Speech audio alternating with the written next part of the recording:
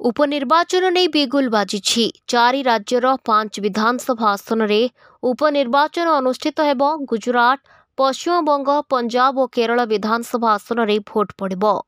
आसंता जून 19 रे भोट ग्रहण हेब। जून 23 रे मतगणना सहित फलाफल प्रकाश पाइब। एने निर्वाचन आयोगों पक्षरु विज्ञप्ति जारी होईछि। गुजरातर 2टी आसन में भोट हेब। कड़ी एवं विसावदर आसन खाली पड़िछि।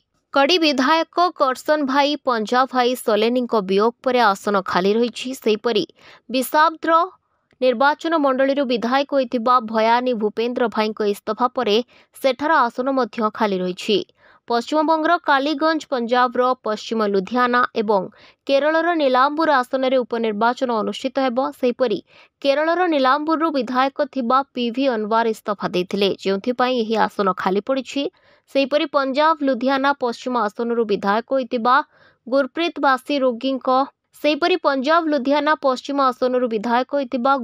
बासी गोगीଙ୍କ वियोग पर आसन खाली रही।